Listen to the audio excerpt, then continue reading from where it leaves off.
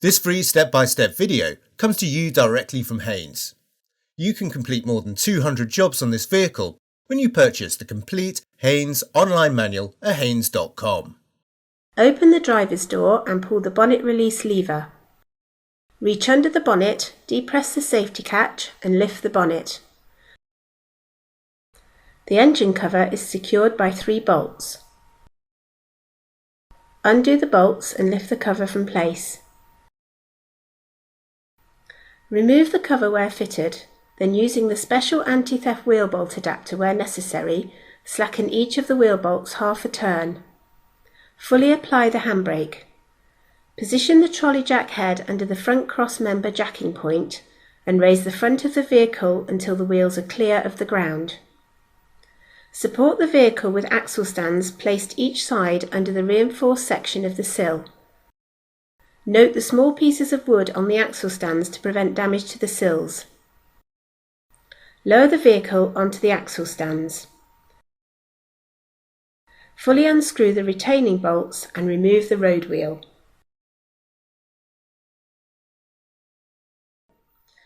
The engine under tray is secured by numerous quick release type fasteners.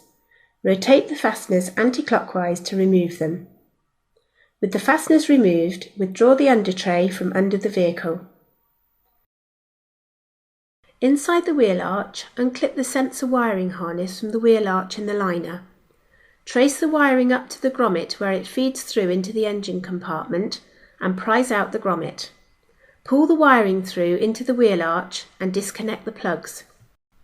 The wheel arch liner is secured by various fasteners. Note their positions. Remove the fasteners and manoeuvre the liner from the wheel arch. Take care not to damage any wiring as the liner is withdrawn.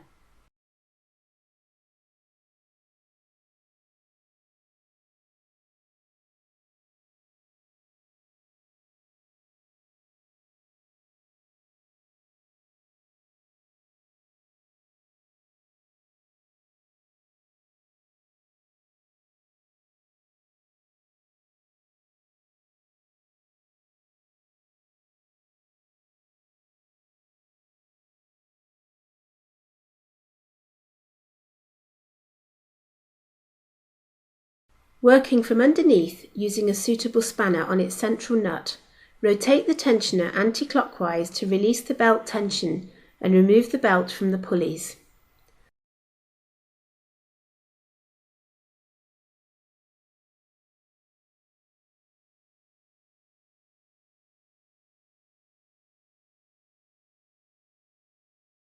To remove the air conditioning compressor drive belt, slacken the pivot and clamp bolts, then remove the drive belt from the pulleys.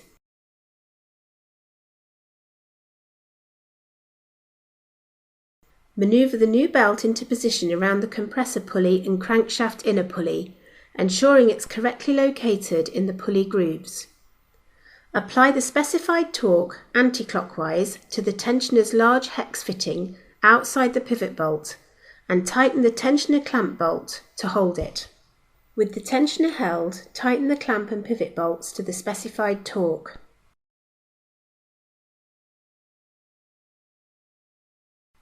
Note the routing of the main auxiliary drive belt around the various pulleys, then manoeuvre the belt into place. Take care to ensure the belt is located correctly in the pulley grooves.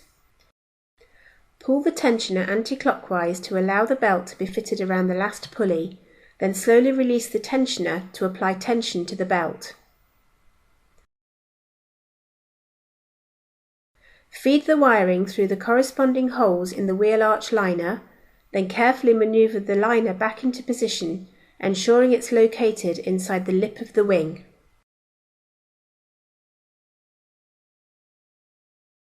Refit the various fasteners into their original locations and secure the liner to the wheel arch. Note that some fasteners are pressed in to secure them, whilst others are screwed into place.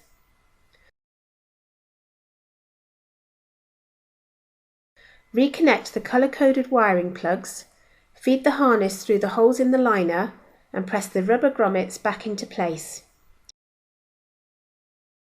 Secure the wiring harness to the liner using the clips provided.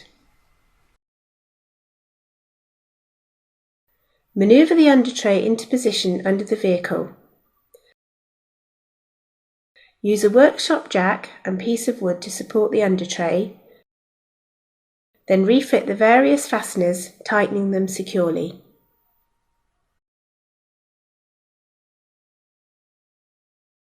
Locate the road wheel over the hub, then refit the retaining bolts and lightly tighten them.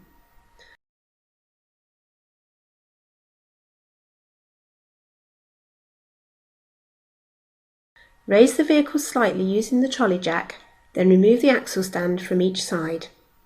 Lower the vehicle to the ground. Tighten the road wheel bolts to the specific torque.